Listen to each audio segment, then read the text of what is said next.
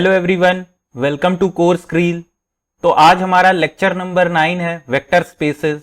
ठीक है, तो ये हमारा एक छोटा सा टॉपिक जो कि रिमेनिंग है हमारे लीनियर अलजेब्रा में। तो आज हम ये स्टार्ट करके देख लेते हैं कि क्या होता है वेक्टर स्पेस, सब स्पेस और जो भी इससे रिलेटेड थोड़े बहुत सब टॉपिक्स हैं उनको भी हम कवर कर लेते हैं। ठीक है, तो चलिए फिर स्टार्ट किया जाए आज का सेशन। तो सबसे पहले what do we mean by vector space? हम वेक्टर स्पेस से क्या समझते हैं? तो बेसिकली वेक्टर स्पेस क्या होता है? It is a infinite collection of vector in the dimension specified. तो वेक्टर स्पेस क्या होता है?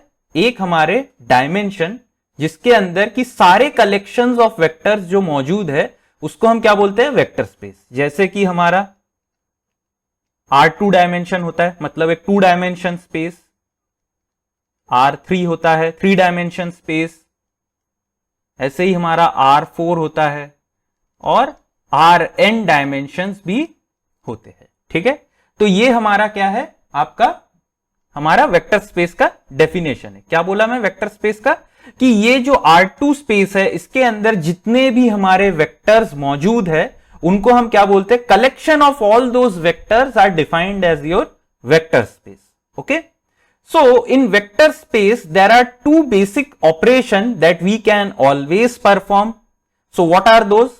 तो पहला जो ऑपरेशन होता है हम क्या करते हैं? हम हमेशा कोई भी दो वेक्टर को ऐड कर सकते हैं वेक्टर स्पेस में और जो रिजल्टेंट वेक्टर हमको मिलेगा वो भी हमारे वेक्टर स्पेस में ही रहेगा। ठीक है, तो अगर हम कोई भी दो वेक्टर, सपोज कीजिए अगर मैं एग्जांपल एक आप लोगों को लेकर दिखाता हूं, तो अगर मेरे पास एक R2 स्पेस है, ठीक है, R2 स्पेस मतलब क्या? हमारा नॉर्मल 2 डायमेंशन स्पेस। तो यहां पे हमारे पास क्या होता है? First component.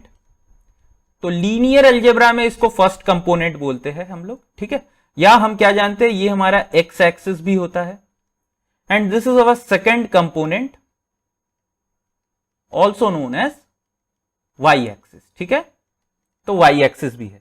अब इसमें अगर हम दो वेक्टर सपोज कीजिए ऐड करते हैं, तो एक vector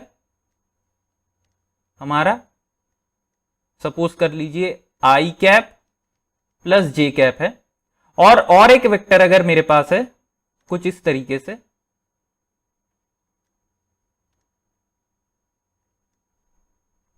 I cap plus 2 J cap.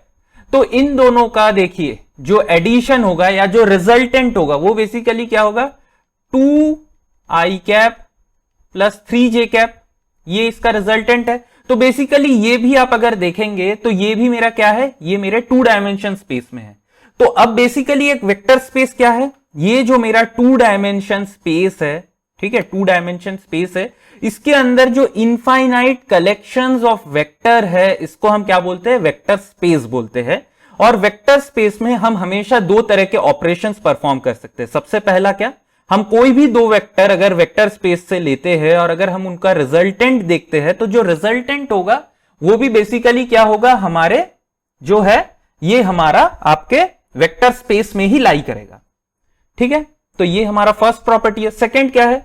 We can multiply any scalar to the vector in the vector space and the resultant will be in vector space only. तो यहां पे देखिए जैसे कि मैंने दो वेक्टर लिया, ठीक है, आई प्लस जे, आई प्लस 2जे। सपोज कीजिए मैं ये वाले वेक्टर को 3 से मल्टीप्लाई कर दूं और ये वाले वेक्टर को 4 से मल्टीप्लाई कर दूं, तो ये क्या होगा? 4i plus 8j, this will be added to 3i plus 3j। ठीक है, 3i plus 3j, so this will be 7i plus 11j। ठीक है, तो ये जो रिजल्टेंट आपको मिला, रिजल्टेंट वेक्टर जो आपको मिला, ये भी बेसिकली क्या है? आपके ये 2 डायमेंशन स्पेस में ही लाई कर रहा है या R2 स्पेस में ही लाई कर रहा है। तो बेसिकली अगर हमारे वेक्टर स्पेस में हम कोई भी दो वेक्टर्स को ऐड करें तो रिजल्टेंट हमारा वेक्टर स्पेस में रहता है, या हम अगर कोई भी एक वेक्टर जो कि वेक्टर स्पेस में ऑलरेडी है अगर उसको हम एक स्केलर से मल्टीप्लाई करते हैं तो भी वो वेक्टर स्पेस में रहेगा। तो बेसिकली इसी को हम क्या कहते हैं? कि ये हमारा लीनियर कॉम्बिनेशंस ऑफ वेक्टर है। लीनियर कॉम्बिनेशन मतलब क्या? सपोज कीजिए आपके पास दो वेक्टर है v1 एंड v2, तो लीनियर कॉम्बिनेशन मतलब क्या? where alpha and beta is your scalars, okay, they are your scalars. Alpha beta जो है ये हमारा क्या है, आर स्केलर्स, ठीक है। तो ये आपके स्केलर्स है, तो आप इसको देख सकते हैं। अब देखिए यही वेक्टर स्पेस में आपका कुछ जो है सबस्पेस का भी कंसेप्ट है, ठीक है। तो सबस्पेस क्या होता है, subspace basically it is a part of vector space which follows the property of linear combination. Linear combination अभी मैंने आपको एक्सप्लेन किया, ये दो प्रॉपर्टी मिलके ही इसको हम क्या बोलते हैं, ये हमारा जो है प्रॉपर्टी लीनियर कॉम्बिनेशन हम इसको बोलते हैं।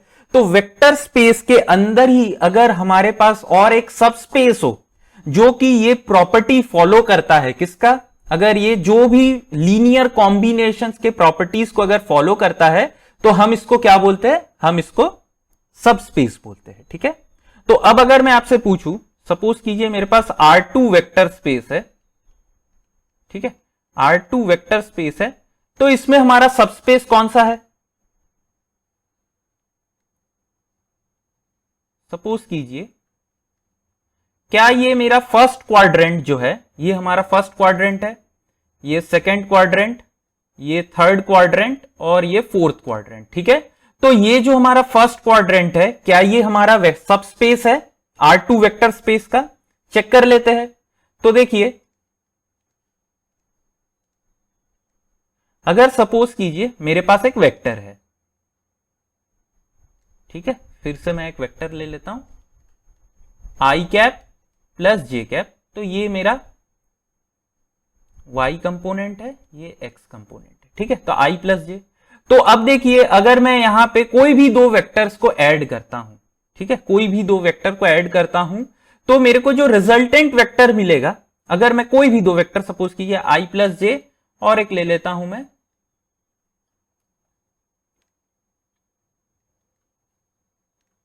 3i प्लस 0.5j, ठीक है। तो इन दोनों का जो कॉम्बिनेशन होगा वो क्या होगा, 4 प्लस 0.5j, 1.5j। तो ये भी जो होगा ये मेरे फर्स्ट क्वाड्रेंट में लाई करेगा, ठीक है। और अगर मैं इनका लीनियर कॉम्बिनेशन लू, सपोज कीजिए मैं इसका ले लेता हूं 1 कर लेता हूं, इसको 1 से मल्टीप्लाई, इसको 2 से मल्टीप्लाई, ठीक है, इसको 1 से मल्टीप्लाई, इसको 2 से मल्टीप्लाई, तो भी आप क्या देख रहे हैं, आप फर्स्ट क्वाड्रेंट में लाई कर रहे हैं। तो ये फर्स्ट क्वाड्रेंट जो है क्या ये मेरा सबस्पेस है, मैं फिर से पूछ रहा हूं, नहीं, ये हमारा सबस्पेस नहीं है। क्यों नहीं है, देखिए अगर मैं ये सिर्फ ये वेक्टर सपोज कीजिए मेरे पास है i प्लस जे वेक्टर अगर मेरे पास है, और अगर मैं इस वेक्टर को -1 से मल्टीप्लाई कर दूं, किससे, -1 भी तो एक स्केलर है, अगर -1 से मल्टीप्लाई करूंगा तो ये कहां पे आ जाएगा, मेरे थर्ड क्वाड्रेंट में आ जाएगा। तो ये क्या है, हमारे सबस्पेस के रीजन से हम बाहर निकल गए। तो ये क्या हुआ, जो क्वाड्रेंट है ये बेसिकली क्या है, हमारा सबस्पेस नहीं है। तो सबस्पेस क्या क्या होंगे, तो अगर मेरे पास R2 वेक्टर स्पेस है तो इसमें हमारा सबस्पेस क्या होगा, तो सबस्पेस बेसिकली होगा it is a vector passing through origin,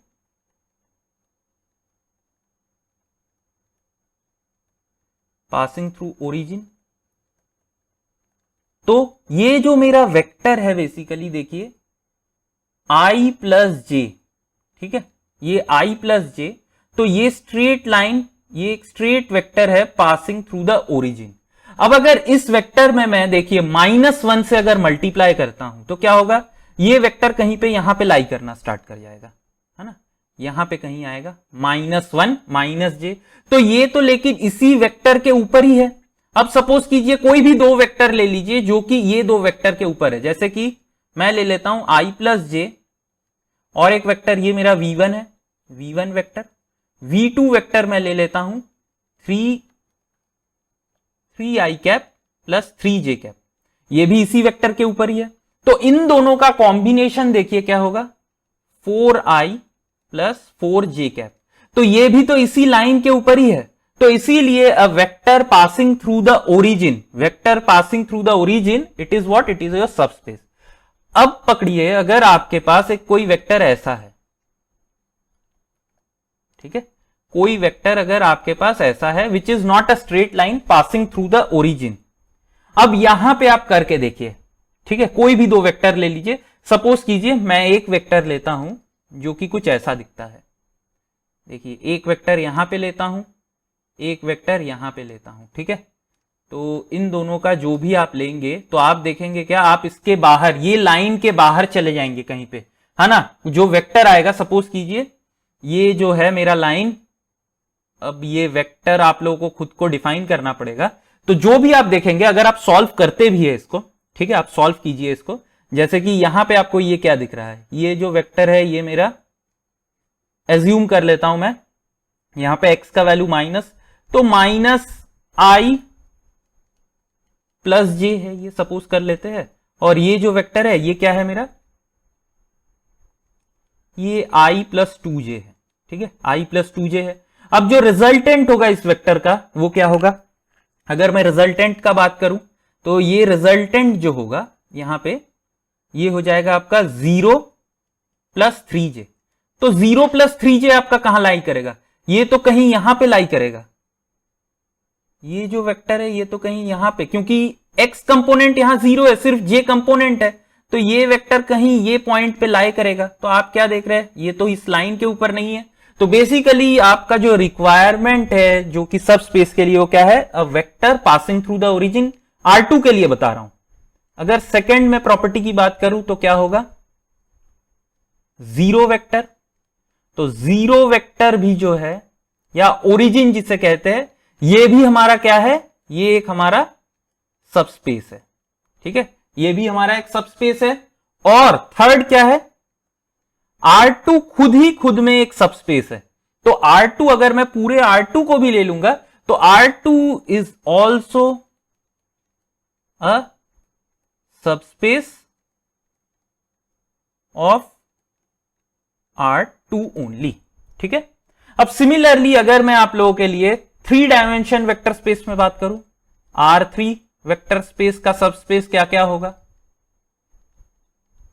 तो सबसे पहले यहां पे भी आप लोग देखेंगे, यहां पे भी फर्स्ट क्या होगा, वेक्टर और अ प्लेन। यहां पे प्लेन का कंसेप्ट आ जाएगा, क्यों, क्योंकि ये 3 डायमेंशन है, तो यहां पे एक प्लेन भी रहेगा, एक लाइन भी होगा, स्ट्रेट लाइन भी होगा। So it is a vector, या मेरे को लिखना चाहिए a straight line passing through origin, या वेक्टर और अ प्लेन पासिंग थ्रू ओरिजिन। तो यहां पे प्लेन का भी कंसेप्ट आ जाएगा, है ना।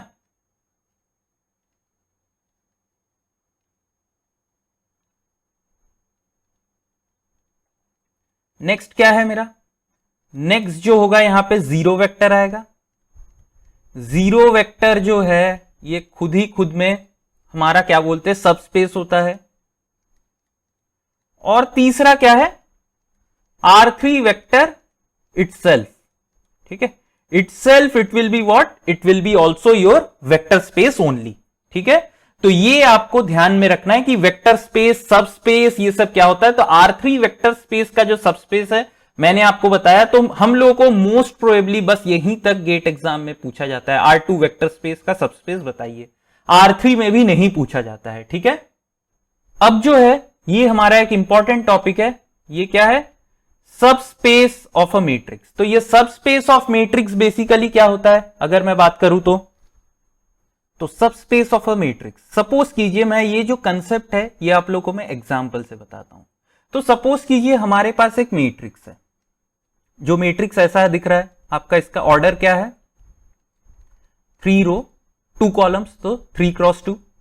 तो यहां पे बेसिकली जो ये इंडिपेंडेंट कॉलम्स होते हैं मैट्रिक्स में, जैसे देखिए, जैसे मैं आप लोगों को कॉलम के पर्सपेक्टिव से बता रहा हूं वैसे रो के पर्सपेक्टिव से भी होता है, लेकिन हमारा जो कॉलम वाला होता है वो ज्यादा इंपॉर्टेंट होता है। तो देखिए यहां पे 3 क्रॉस 2 है, तो ये जो इंडिविजुअल कॉलम्स होते हैं ना, ये बेसिकली किसको सिग्निफाई करते हैं, ये एक हमारे वेक्टर को सिग्निफाई करते हैं इन अ सबस्पेस, ठीक है। In a subspace a single vector, column vector, it specifies a subspace, a vector in the subspace. तो ये जो इंडिपेंडेंट कॉलम्स से of a matrix, the independent columns in a matrix they form basically a subspace। तो ये जो C1 है और C2 है। ये C1 और C2 के मदद से, C1 C2 वेक्टर के हेल्प से हम जो सबस्पेस को क्रिएट करते हैं, इसी को हम क्या कहते हैं, कॉलम स्पेस कहते हैं। ठीक है, तो यहां पे एक चीज आपको ध्यान रखना है कि independent columns of a matrix, suppose कीजिए कि अगर आपके पास यही दो रहते 1 2 3 3 2 1 और ये होते 4 4 4, ठीक है, तो आपको क्या दिख रहा है, ये भी एक मेरा मैट्रिक्स है, इसको मैं बी अज्यूम कर लेता हूं। यहां पे भी 3 कॉलम है, C1 C2 C3, बट जो थर्ड कॉलम है ये बेसिकली क्या है, linear combination of C1 and C2। ठीक है, C3 इज बेसिकली व्हाट, अगर ये वेक्टर्स को स्पेसिफाई करते हैं तो C3 vector is equal to C1 vector plus C2 vector. ठीक है, तो ये हमारा किसको डिफाइन करता है, ये हमारे कॉलम स्पेस को डिफाइन करते हैं। ठीक है, तो ये हमारा क्या है, कॉलम स्पेस है। बेसिकली कॉलम स्पेस क्या होते हैं, कोई भी अगर एक मैट्रिक्स है, अगर मैं उस मैट्रिक्स के कॉलम्स को ले लूं तो जो भी जितने भी इंडिपेंडेंट कॉलम्स है उनके हेल्प से जो मैं सब स्पेस क्रिएट करता हूं या एक स्पेस क्रिएट करता हूं, उसी को हम क्या बोलते हैं, कॉलम स्पेस बोलते हैं।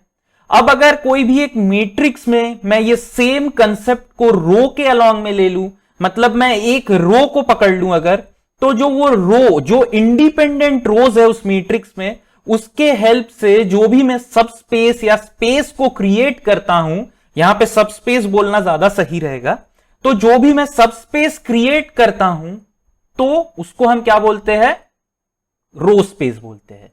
अब मैं क्यों यहां पे सब स्पेस बोलता हूं यह भी मैं आपको बताता हूं।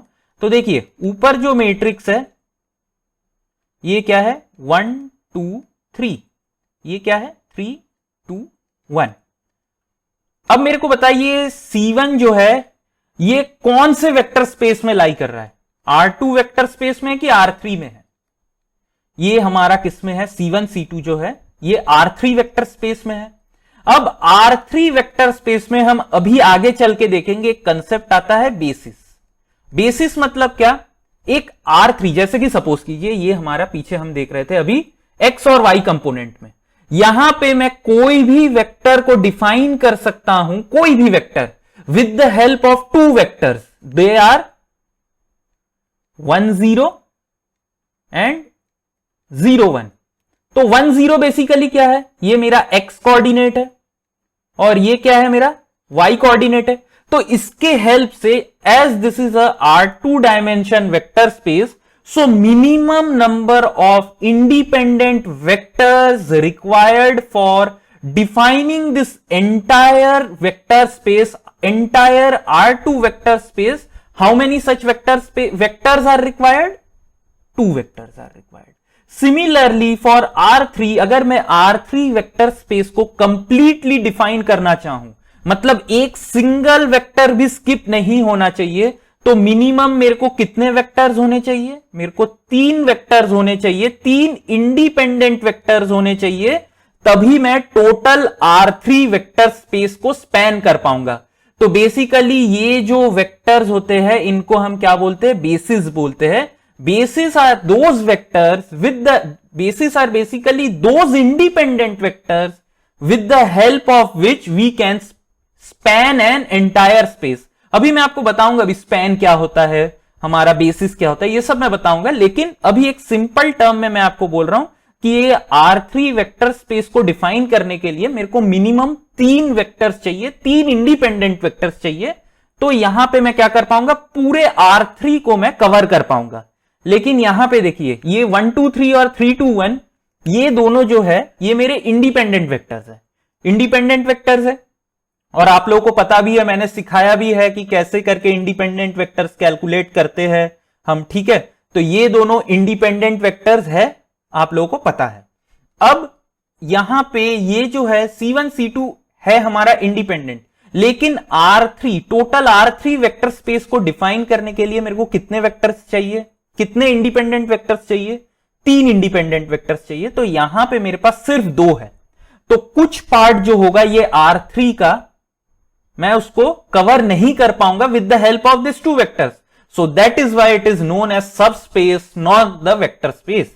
यहां पे अगर मेरे पास और एक इंडिपेंडेंट वेक्टर होता, जैसे कि सपोज कर लीजिए मेरे पास और एक इंडिपेंडेंट वेक्टर क्या होता, इफ इट वॉज 1 1 0 C3, तब मैं ये set of column vector C1 C2 C3 को मैं क्या बोलता, it is basically the vector space. Okay, तो ये जो कॉलम स्पेस बोला ये सेम हमारा रो स्पेस के लिए भी होता है, एकदम सेम कंसेप्ट है। तो कोई भी एक अगर पता हो तो दूसरा भी पता हो जाता है। तो ये जो है कॉलम स्पेस को हम डिफाइन करते हैं C of A, small c capital है, ठीक है। सो column space is the vector space form by the individual column vectors independent. Independent बहुत ही इंपॉर्टेंट है, तो इस वर्ड को याद रखेंगे कि इंडिपेंडेंट कॉलम, तो उसको हम क्या बोलते हैं, सब स्पेस बोलते हैं, ठीक है। वेक्टर स्पेस जो होता है वो बेसिकली सब स्पेस होगा अगर हमारे मिनिमम नंबर से कम है। अगर मिनिमम नंबर से ज्यादा है तो you can even say if there are suppose for 3, okay, so 3 R3 vector space, अगर हमारे पास 3 इंडिपेंडेंट वेक्टर्स है, 3 इंडिपेंडेंट कॉलम वेक्टर्स है, तो we will be saying that column space is basically spanning the entire R3 vector space. Okay, अब देखिए कुछ दो concept है एकदम सिंपल, इसको हम थोड़ा देख लेते हैं। इफ देयर आर 2 सबस्पेस, कोई भी एक वेक्टर स्पेस में सपोज कीजिए 2 सबस्पेस है S and T, then S union T will it be a subspace and S intersection T will it be a subspace, ठीक है। तो ये हम लोगों को थोड़ा सा चेक करना है। देखिए, तो मैं आप लोगों के लिए ये एग्जांपल से प्रूफ करता हूं। सपोज कीजिए कि ये मेरा x कंपोनेंट है, ये y कंपोनेंट है, या मैं R2 वेक्टर स्पेस को ही यहां पे एग्जांपल के लिए लेता हूं। सपोज कीजिए हमारे पास 2 वेक्टर्स है, ये एक वेक्टर है,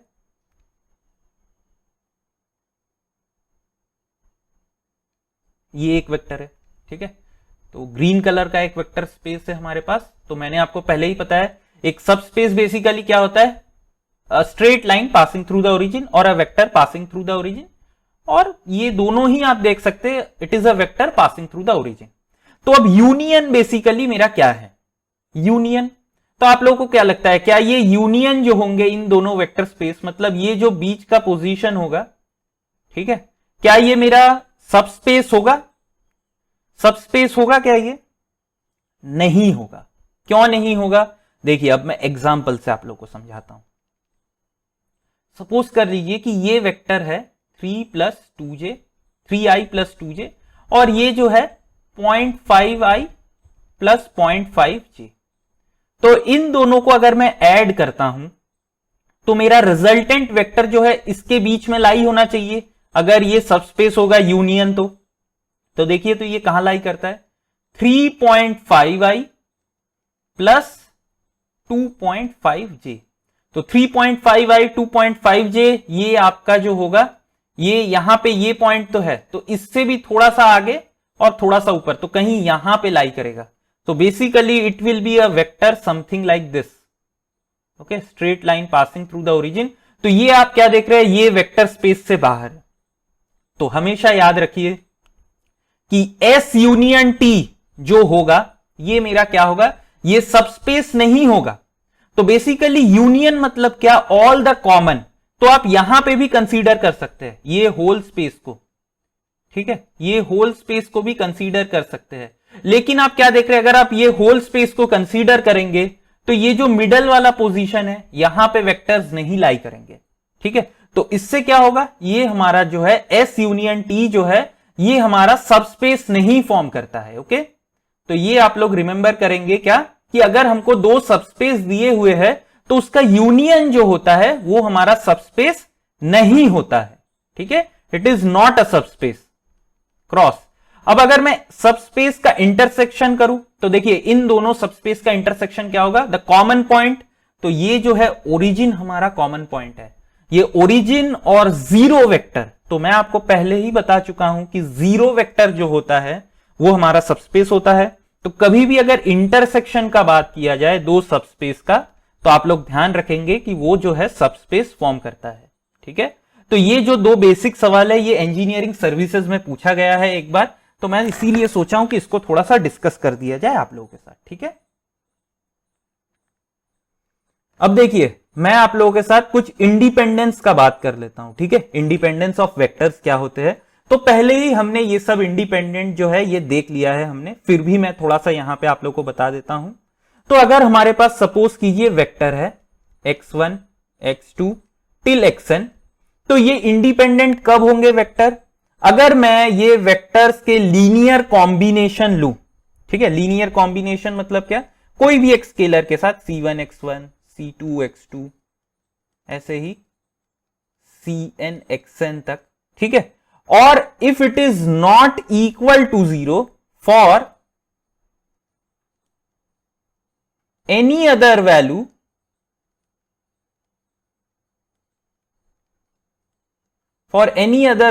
other than c1 is equal to c2 is equal to cn equal to 0, तो हम क्या बोलेंगे, हम बोलेंगे ये जो x1 x2 xn तक वेक्टर्स जितने भी है ये हमारे क्या है, इंडिपेंडेंट वेक्टर्स है, ठीक है। इंडिपेंडेंट वेक्टर्स है। और हमारे पास और एक भी तरीका है इसको निकालने का, हम डायरेक्टली इसको रैंक ऑफ मैट्रिक्स से निकाल सकते हैं। तो हम क्या करेंगे, ये जितने भी वेक्टर्स है इसको हम एक मैट्रिक्स फॉर्म में डाल देंगे, ठीक है। मैट्रिक्स फॉर्म में डाल के चेक कर लेंगे कि अगर जो मैट्रिक्स फॉर्म हुआ वो फुल रैंक है कि नहीं। अगर फुल रैंक हो जाता है तो क्या बोलेंगे, जितने भी वेक्टर्स है हमारे पास वो क्या है, वो सारे हमारे इंडिपेंडेंट वेक्टर्स है। तो हमारे पास बहुत सारे तरीके मैं आप लोगों के साथ पहले ही डिस्कस कर चुका हूं, ठीक है। फिर भी एक एग्जांपल के तौर पे देखिए, यहां पे मैं ये वाला मेथड नहीं यूज करूंगा क्योंकि मैंने आप लोगों को बहुत ही एक्सटेंसिवली डिस्कस किया है कि इंडिपेंडेंट वेक्टर्स को हम डायरेक्टली रैंक से कैसे कैलकुलेट कर सकते हैं। तो देखिए हमारे पास दो वेक्टर्स दिए हुए, दो कॉलम वेक्टर x1 x2। अब आपसे मैं पूछ रहा हूं कि ये जो दो x1 x2 है, क्या ये मेरे इंडिपेंडेंट है कि नहीं है। तो देखिए इसको आप एक मैट्रिक्स फॉर्म में ले लीजिए, 1 2 1 3, ठीक है। अब अगर ये दो फॉर्म में हुए तो इसका डिटर्मिनेंट क्या आएगा, it is 3 minus 2 which is equal to 1 and it is not equal to 0, that means what, it is a full rank matrix, ठीक है। फुल रैंक मैट्रिक्स है यहां पे, तो ये बेसिकली क्या होगा, ये हमारा इंडिपेंडेंट वेक्टर होगा। अब यहीं पे अगर मैं और एक x3 वेक्टर डाल लूं, कोई भी रैंडम x3 वेक्टर, कुछ भी आपके मन में जो भी नंबर है, जैसे मेरे मन में 5 6 नंबर आ रहे हैं, तो अब मुझे बताइए x1 x2 और x3 क्या ये इंडिपेंडेंट है कि नहीं है। तो देखिए अब अगर यहां पे मैं मैट्रिक्स फॉर्म करूं 1 2 1 3 और 5 6, ठीक है, 5 6 ये मैंने मैट्रिक्स फॉर्म कर लिया।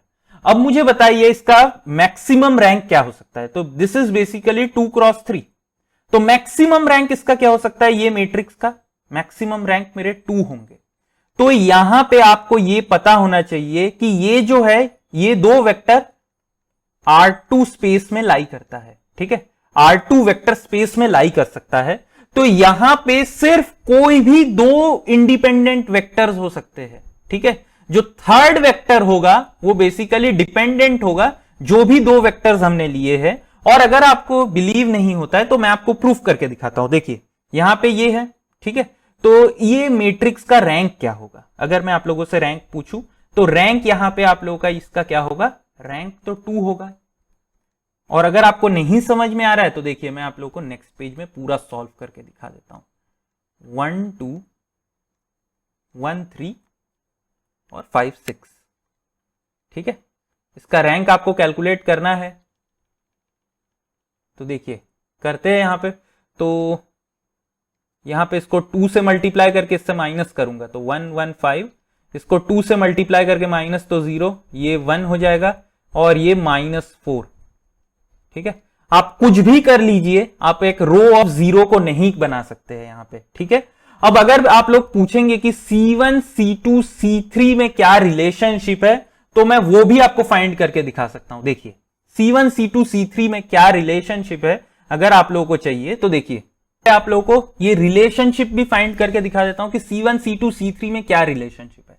तो देखिए उसके लिए C1 x1 plus C2 x2 plus C3 x3 equal to 0 आना पड़ेगा। तो देखिए यहां पे मैं C1 को लिख लेता हूं, C1 ही रहने देता हूं, x1 ये फर्स्ट कॉलम को मान लेता हूं 1 2 प्लस ये क्या है C2 1 3, तो ये तो अंडर डिटरमाइंड सोल्यूशन होगा यहां पे। और ये क्या है, क्योंकि 3 अननोन है यहां पे C1 C2 C3 और सिर्फ 2 यहां पे एक्सप्रेशन है और इक्वेशंस है, तो ये क्या होगा C1 plus C2 plus 5C3 equal to 0। और यहां पे क्या होगा, ये 2C1 plus 3C2 plus 6C3 is equal to 0। अब C3 को आप लोग यहां पे K मान लीजिए। अगर C3 को आप लोग K मान लेंगे, assume C3 is equal to K, जहां पे K कोई भी नंबर हो, 1 2 3 4 कुछ भी नंबर हो, तो आपका C1 क्या आएगा, C1 plus C2 is equal to -5K expression 1, और 2C1 plus 3C2 is equal to -6K। तो ये वाले एक्सप्रेशन में 2 से मल्टीप्लाई कर दीजिए, तो 2 2 और ये भी 2, ठीक है। और यहां पे सब्ट्रैक्ट कीजिए, तो ये सब्ट्रैक्ट और ये प्लस हो जाएगा, तो ये गया यहां पे -C2 और ये -10 प्लस 6, तो C2 इज इक्वल टू आपका क्या आ जाएगा, -4K आ गया, या C2 is equal to 4K आ गया, ठीक है। C2 is equal to 4K, और आपका C1 क्या है, basically C1 plus C2 is equal to -5K, तो C2 4K, तो C1 आपका क्या आ गया, -9K। तो आप क्या देख रहे हैं, आपको एक रिलेशनशिप मिल गया। अब आप C3 का वैल्यू 1 ले लीजिए, तो C2 का वैल्यू क्या आ जाएगा, 4 आ जाएगा, और C1 का वैल्यू आपका आ जाएगा क्या, -9। तो आप देख सकते हैं यहां पे ये आपके पास एक रिलेशनशिप तैयार हो जाएगा। तो आप करके देख लीजिए, आप करके देखिए, आपको 0 मिल जाएगा, है ना, यहां पे 0 मिल जाएगा फॉर एनी अदर वैल्यूज। और आप चेक करके भी देख सकते हैं, देखिए यहां पे C1 C2 और C3 के अलावा आपको 0 के अलावा बहुत सारे वैल्यूज मिल सकते हैं। क्यों मिल सकते हैं, क्योंकि ये अंडर डिटरमाइन सॉल्यूशंस होंगे, ठीक है। अब देखिए यहां पे मैं क्या लिखा हूं, if out of x1 x2 xn vector if any one of them is 0 vector then also independence does not hold, ठीक है। अगर कोई भी एक 0 वेक्टर हो जाएगा तो इसका मतलब क्या, जैसे कि ये आपका हुआ C1 x1 plus C2 x2 plus Cn xn। तो मैंने आप लोगों को 2 कंसेप्ट बताया, एक तो अभी ये वाला कंसेप्ट, दूसरा कंसेप्ट क्या है, मैट्रिक्स फॉर्म करके फुल रैंक मैट्रिक्स। तो अगर कोई भी एक वेक्टर, सपोज कीजिए यहां पे मैं x1 वेक्टर लिखता हूं, यहां पे x2, ऐसे मेरा x, कोई भी एक xk वेक्टर जो है वो 0 वेक्टर है, ठीक है। तो ये कंप्लीट 0, तो ये xn। तो कोई भी एक कॉलम या कोई भी एक रो अगर 0 हो जाता है तो क्या होता है, उसका डिटर्मिनेंट 0 हो जाता है। फुल रैंक नहीं हो पाएगा अगर डिटर्मिनेंट 0 हो गया। तो इसका मतलब क्या होगा कि सारे जो भी वेक्टर दिए हुए x1 x2 xn basically they are not independent vectors, okay. So this is also I have written over here, जो भी मैं इतने देर से आप लोग को बोल रहा था वो मैंने यहां पे भी लिख के रखा है। We can also check the independence by putting x1 x2 xn in the columns of the matrix. If the matrix is full rank, then x1 x2 xn are independent. If not full rank, then x1 x2 xn they are basically your independent vectors. एकदम simple concept है, ठीक है। देखिए अब next जो हमारा concept है ये क्या है, span. So basically what do we mean by span, spanning a vector space means what, अगर आपके पास सेट ऑफ वेक्टर्स है, ठीक है, सेट ऑफ वेक्टर्स है, तो उसके हेल्प से अगर आप उनके लीनियर कॉम्बिनेशंस को भी आप उस स्पेस के अंदर पुट करते हैं तो उसको हम क्या बोलते हैं, उसको हम स्पैन बोलते हैं। जैसे कि सपोज कीजिए मैं आपको इससे पहले बता रहा था ये वेक्टर का, ठीक है, ये ए वेक्टर था। तो देखिए ए वेक्टर क्या है मेरा, 1 2 3 3 2 1। तो ये बेसिकली क्या है, ये मेरा 2 वेक्टर है, C1 vector C2 vector, in which space, in which vector space, in R3 vector space. Why R3? Because there are 3 components here. You can see first component, second component and third component, or we can also say X component, Y component, Z component, ठीक है। तो यहां पे इन दो C1 और C2 के help से अगर मैं एक तीसरा वेक्टर बनाता हूं C3, ठीक है, C3 बना लेता हूं, where C3 is equal to, अगर मैं इसको लिखूं C1 प्लस बीटा C2, ठीक है, C3 is equal to alpha C1 plus beta C2। तो अब ये different combinations of alpha beta के लिए मेरे को डिफरेंट C3 मिलेंगे, ठीक है। For different combinations of alpha beta I will be getting a different C3। तो वो जो मैं स्पेस जनरेट करूंगा, ठीक है, with the help of this C1 and C2, so that is basically what I am spanning a space, I am spanning a space। जैसे कि हम वूल होता है ना, वूल से स्वेटर स्पैन करते हैं, सेम वैसे ही दो वेक्टर्स के हेल्प से हम क्या कर रहे हैं, एक वेक्टर स्पेस को स्पैन कर रहे हैं with the help of what, with the help of linear combinations of a vector. अब यहां पे अगर मेरे पास और एक C3 वेक्टर होता, अगर मेरे पास और एक C3 वेक्टर होता जो कि इंडिपेंडेंट है C1 C2 के साथ, तो ये जो स्पैन करता, ये जो तीनों वेक्टर जो स्पैन करते जिस स्पेस को, वो कंप्लीट मेरा R3 वेक्टर स्पेस होता। तो देखिए यही चीज मैंने टोटली लिख के रखा है, spanning a space means vector set V1 V2 Vn and their linear combinations are there in the space, that is all the linear combination of the vector set are present in the space। तो इसका मतलब क्या, जो ये मैं C1 और C2 से ये A वेक्टर में जो भी मेरे वेक्टर्स, दो वेक्टर्स या कितने भी वेक्टर्स दिए रहे, तो इन दो वेक्टर्स के हेल्प से जितने भी इंडिपेंडेंट वेक्टर्स होंगे, उनके हेल्प से जितने भी मैं एक स्पेस को स्पैन करूंगा, उसको हम क्या बोलते हैं, basically it is the span of the space basically generated by the all the vectors and their linear combinations, ठीक है। तो इसी को हम स्पैन कहते हैं। जैसे कि देखिए मेरे पास 1 2 एक वेक्टर स्पेस है, ठीक है, R2 वेक्टर स्पेस में ये मेरा एक सब स्पेस है। तो बेसिकली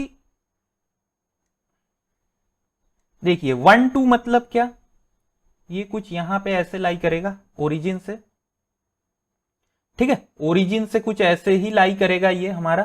तो ये इसके जितने भी लीनियर कॉम्बिनेशन, देखिए, तो ये मैं यहां पे क्या लूंगा, -1 ले सकता हूं, -2 ले सकता हूं, +1 ले सकता हूं, 0.001 ले सकता हूं, कुछ भी वैल्यू ले सकता हूं।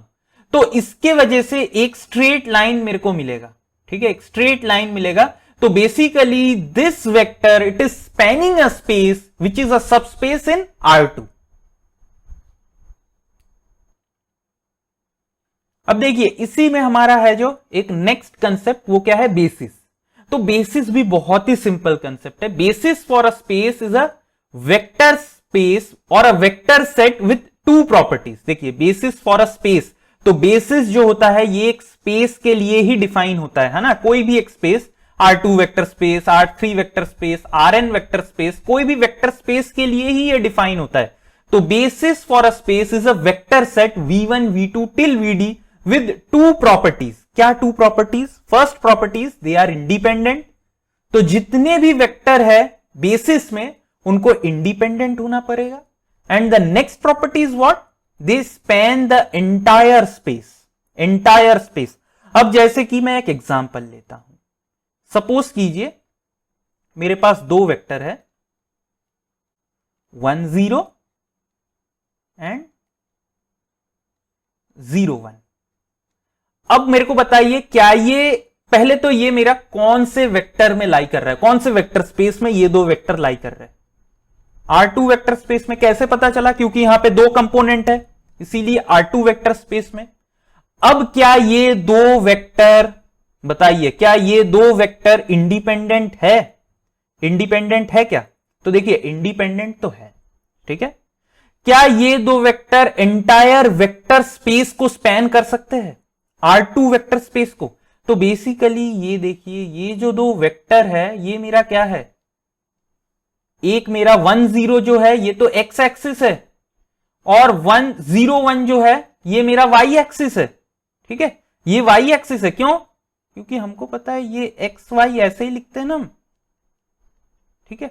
तो ये तो मेरा पूरा ही क्या करेगा, with the help of this two vector I can span the entire space, ठीक है।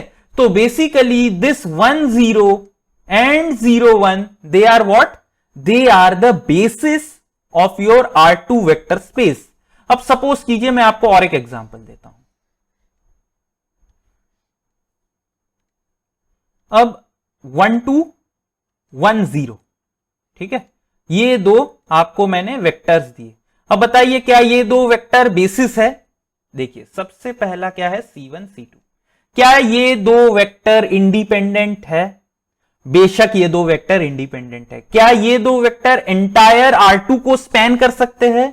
हां कर सकते हैं। क्यों कर सकते हैं? क्योंकि ये इंडिपेंडेंट है और R2 वेक्टर स्पेस को स्पैन करने के लिए मेरे को सिर्फ दो इंडिपेंडेंट वेक्टर्स चाहिए, ठीक है। तो ये दो यहां पे इंडिपेंडेंट वेक्टर है। अब आप लोग सोच रहे हैं कि क्यों फिर हम इन दोनों को एक्सिस नहीं लेते हैं? तो देखिए हम जो एक्सिस लेते हैं बेसिकली हमारा जो भी बेसिस होता है those are orthonormal basis. Orthonormal basis. Now what do we mean by orthonormal basis? Orthonormal basis are basically perpendicular to each other. First is what? They are perpendicular to each other. And second is what? They are having magnitude. They have magnitude 1. जैसे कि मैंने अभी इससे पहले लिया था 1 0 0 1, ठीक है। तो इन दोनों का मैग्नीट्यूड आप देख सकते हैं क्या? ये दोनों जो है वेक्टर सबसे पहले ये परपेंडिकुलर है। परपेंडिकुलर मतलब क्या? ये ऑर्थोगोनल है, ठीक है, ऑर्थोगोनल है। आप इसके डॉट प्रोडक्ट लेके देखिए आपको क्या मिलेगा, 0 मिलेगा, ठीक है। और इन दोनों का मैग्नीट्यूड भी आप देख सकते हैं क्या? इसका मैग्नीट्यूड 1 है, इसका मैग्नीट्यूड 1 है। तो बेसिकली ये क्या है? हमारे ऑर्थोनॉर्मल बेसिस है। अब जैसे कि और एक एग्जांपल मैं लेता हूं, जैसे कि ए मैट्रिक्स मेरा था 1 2 3, ठीक है, और सपोज कर लेता हूं ये मेरा C1 है और C2 जो है मेरा 3 2 1। अब मुझे बताइए क्या ये दो वेक्टर हमारा बेसिस है कि नहीं है? सबसे पहला बात, ये दो वेक्टर C1 C2 कौन से वेक्टर स्पेस में लाई कर रहा है? R3 वेक्टर स्पेस में लाई कर रहा है। क्या ये दो इंडिपेंडेंट वेक्टर है? बेशक ये दोनों इंडिपेंडेंट वेक्टर है, ठीक है, इंडिपेंडेंट वेक्टर है। क्या ये स्पैन करते हैं एंटायर स्पेस को? नहीं करते हैं। क्यों नहीं करते हैं? क्योंकि ये R3 वेक्टर स्पेस है। एंटायर R3 वेक्टर स्पेस को स्पैन करने के लिए मेरे को क्या चाहिए? मेरे को 3 इंडिपेंडेंट वेक्टर्स चाहिए। यहां पे सिर्फ 2 ही पॉसिबल है, सिर्फ 2 ही दिए गए हैं। तो मैं एंटायर R3 को नहीं स्पैन कर सकता इन दो वेक्टर से। तो ये मेरा क्या है? ये जो दो है मेरे वेक्टर्स ये बेसिकली स्पैन तो कर रहे हैं एक स्पेस को। R3 में एक कोई डेफिनेट स्पेस को ये लोग स्पैन कर रहे हैं, एक स्पेस को स्पैन कर रहे हैं, but not the complete R3। Complete R3 को नहीं कर रहे हैं, इसीलिए ये क्या होगा? C1 C2 ये मेरा क्या होगा? ये बेसिस नहीं है, ये जस्ट एक नो नॉर्मल इंडिपेंडेंट वेक्टर है जो कि एक स्पेस को स्पैन कर रहे हैं। कहां स्पैन कर रहे हैं? R3 वेक्टर स्पेस में, ठीक है। अब यहां पे आपको बताना है space is R3, which of them is basis. तो आपको बताना है A B C D इनमें से कौन से आपके बेसिस है। तो देखिए सबसे पहला देखिए R3 वेक्टर स्पेस आपको मैं बोल दिया हूं। तो देखिए यहां पे मैं C1 इसको C1 इसको C2 इसको C3 मान लेता हूं। तो सबसे पहला कंडीशन क्या है? इंडिपेंडेंट होना है C1 C2 C3 को। दूसरा कंडीशन क्या है? एंटायर स्पेस को स्पैन करना है। तो मैंने उसके लिए भी आपको बता दिया हूं एंटायर स्पेस को कैसे स्पैन करवाना है। तो देखिए इंडिपेंडेंट तो ये तीनों है, इंडिपेंडेंट ये तीनों है। आप डिटर्मिनेंट कैलकुलेट करके देखिए तो आपको पता चल जाएगा कि ये इंडिपेंडेंट है। अब मैं आपको बोल चुका हूं कि R3 वेक्टर स्पेस को स्पैन करने के लिए मिनिमम मेरे को कितने वेक्टर्स चाहिए? मिनिमम मेरे को 3 चाहिए। तो यहां पे देखिए 3 ही है। तो बेसिकली C1 C2 C3 जो है ये मेरा बेसिस है, ठीक है, ये मेरा बेसिस है। अब ये बी ऑप्शन को देखिए, तो ये इंडिपेंडेंट है क्या? तो इंडिपेंडेंट के लिए डिटर्मिनेंट कैलकुलेट कर लेते हैं। 1 2 3 3 2 1 1 1 0, तो मोस्ट प्रोबेबली ये भी इंडिपेंडेंट ही है। देखिए यहां पे मैं इसका डिटर्मिनेंट कैलकुलेट करता हूं, तो ये 1 2 0 -1 -3, तो ये 2 इंटू 0 और ये क्या हुआ 3, तो -3 +1, तो ये 2 और -6 -4 which will not be equal to 0। तो ये भी इंडिपेंडेंट है, ये भी बेसिस है। क्यों बेसिस? क्योंकि तीन वेक्टर तीनों के तीन इंडिपेंडेंट है, लेकिन ये मेरा ऑर्थोनॉर्मल बेसिस नहीं है। क्यों ऑर्थोनॉर्मल बेसिस नहीं है? क्योंकि दोनों के दो, कोई भी दो यहां पे ऑर्थोगोनल नहीं है सबसे पहले, और दूसरे इनका मैग्नीट्यूड भी जो है वो 1 नहीं है। यहां पे आप देख सकते हैं कोई भी दो वेक्टर सेट आप ले लीजिए, ये ए वाले केस में, तो यहां पे जो है ये मेरा ऑर्थोनॉर्मल बेसिस है, ऑर्थोनॉर्मल बेसिस। और आपको पता भी है ये जो तीन वेक्टर सेट है यही मेरा एक्स एक्सिस है, वाई एक्सिस है और ये जेड एक्सिस है ना, और ये नहीं है। अब सिमिलरली आप इन दो को चेक कीजिए, ये मेरे को जहां तक लगता है मैंने इसको फ्रेम किया है, हां, तो ये जो है आपका, आप इसको देख सकते हैं, ये आपका इंडिपेंडेंट वेक्टर्स ही नहीं है।